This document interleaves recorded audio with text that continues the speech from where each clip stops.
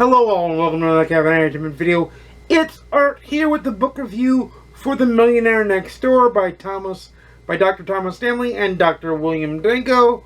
No, it's not the TV review I wanted to do. That'll be next week. I just switched them up. So let's get into the book. This book is another non-fiction financial literacy book. It is rather old, being written in 1995 or 6, depending on when you read it, but the principles are still the same because they take a look at a, what's the word I'm looking for? A substrata. There you go.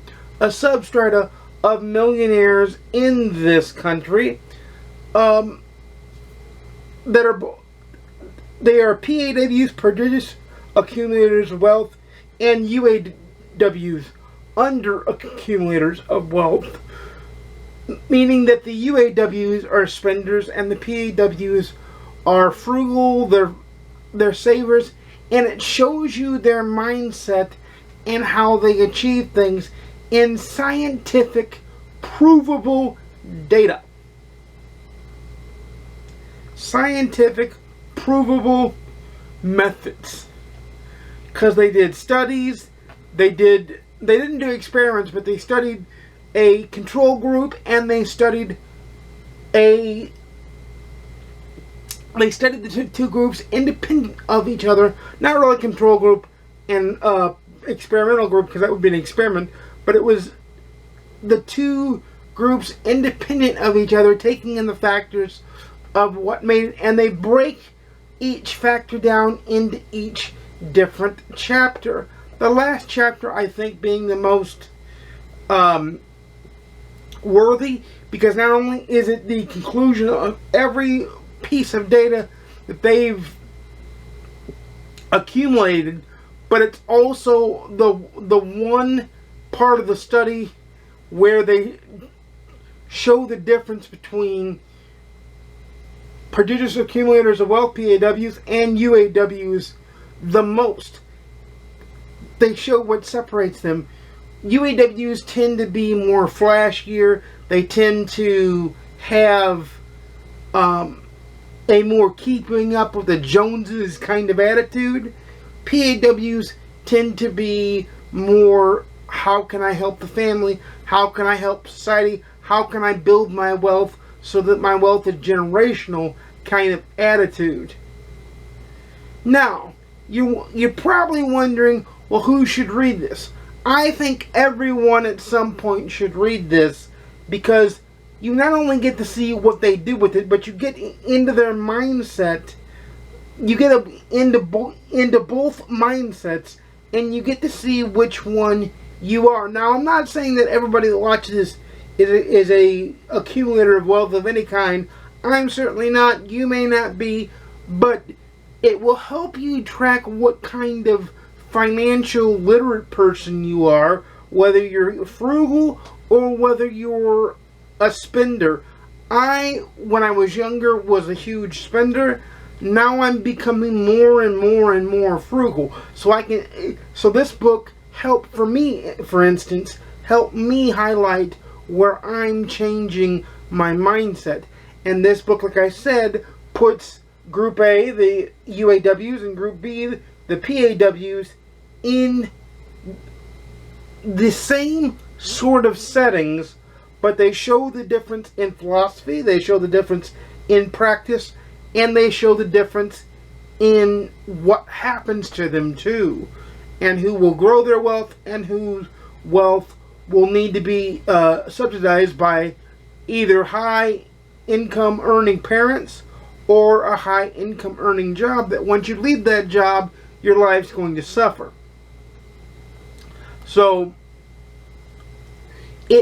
this one is certainly more scientific than any other one that I've read. Of course, it's written by two doctors of economy, actually, so of economics. So that makes a lot of sense that it would be more scientific, because they took the scientific approach. They took the logical brain approach, and it shows through, and it is a step-by-step guide of what to do and what not to do, and it kind of shows you in your own way. So anybody can read this book and gather a wealth of knowledge from this book.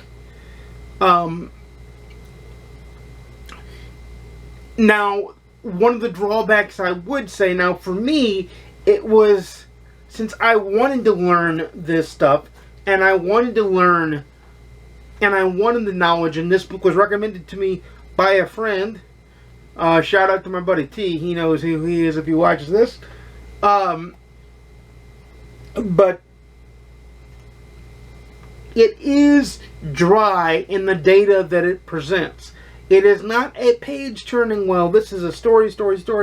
This is a more textbook form of financial literacy teaching. And I'm not saying that is a bad thing. Sometimes that's exactly what you want. And for me, that's exactly what I wanted. So is it a bit dry? Yes. Is it informative? Yes. Should people read it? Yes. Is it for everybody? Maybe not. Like, you have to be in the mood to learn about financial literacy. And this is why I think that colleges and high schools, maybe not grade schools, but you can even start off simple lessons in grade schools. But high schools and colleges should definitely teach financial literacy. Because right now, at least our schools in America, teach our students the fundamentals of how to be a good worker, like turning in your assignment on time, getting to class on time before the bell rings, things like that. It teaches our students in the form of economic education. And sometimes in high school you can even take a consumer ed course, but again, that's the consumer side of things. That is not the affluent side of things. So I think that schools in some sort of nature need to teach affluence, and this could be a great textbook for it. This is a great first or second or third financial literacy read. It's in-depth, it's well thought out, it's well presented, albeit it is a bit dry. That's why I say it's a little bit textbooky, but it is still good. And there will be things that I take with me from this book and I apply to my own life. So that is where this book shines. It's educational, it's well presented, it's well researched. The data is a little bit dated considering it's written in the 90s, but the principles themselves still apply. And that's why I say this book should be an economic class. This book and Rich Dad Poor Dad and others I'm reviewing on this channel should be taught in financial literacy. Matter of fact, I think schools, grade school, high school, and colleges should have financial literacy courses, and you should have to pass a test in order to graduate, because financial literacy is potentially the most important skill you can learn, and the Millionaire Next Door is but a teaching block, a stepping stone on your education of financial literacy. So what do I rate it? Well, on the GoodReads scale, I give it a 4 out of 5. It is a little bit slow, it is a little bit dry, I will grant you that. But on my scale, it's an 8 out of 10. It's a read it, own it, love it. It is different. It is not...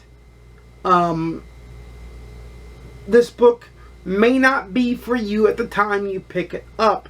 This book may be a little bit dry, but there are other books that are more financial literacy training that would be more entertaining. So this book is almost like a 201 or an advanced 101 kind of financial literacy course book. It is a good book. You can get it on Audible if you don't want to actually read it, so you can listen to it in the car, and you can give yourself an education, because I think a lot of the learning can happen from real world experiences, one, and from book learning. Right now, I don't think schools are that prodigious when it comes to teaching students, especially about financial literacy. There may be things that, like we still teach reading and writing and arithmetic. That's important, and I'm not dogging on schools. I know plenty of teachers. Teachers are amazing. But I'm just saying this is one form of education that at least we here in America, and I think most in the West, miss. And that's because it's either a lack of knowledge or a lack of want to on the part of the educational system to teach that and to make people even more productive members of society. Because if you become financially literate, you become more productive. But before I gush on too long, I'm going to say, let me know in the comments down below what you thought of the Millionaire Next Door if you've read it, or let me know any other financial literacy books that you think I should read. And until next time, you know I make videos every Monday, Wednesday, and Saturday at 12:30 p.m. Central, 10:30 a.m. Pacific, 1:30 p.m. Eastern. Please like, comment, subscribe if you want to see more. Please ding the notification bell to be notified when I upload a video. And without further ado, happy reading. I'll see you again soon. And peace.